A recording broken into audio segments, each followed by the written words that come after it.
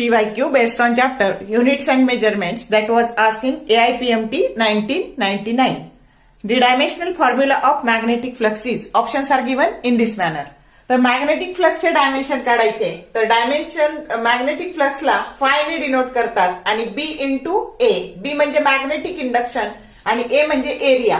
आता बघा बी बरोबर एफ बरोबर असतं BIL हा फोर्स असतो स्ट्रेट कंडक्टरवरचा म्हणून बी ची व्हॅल्यू झाली F/IL इंटू ए.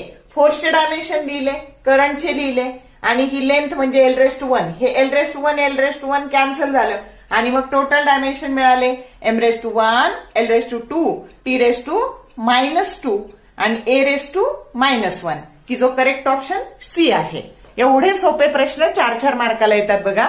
तर डायमेन्शन चांगले करा. For more useful tips and tricks keep watching wings of physics. Thank you very much.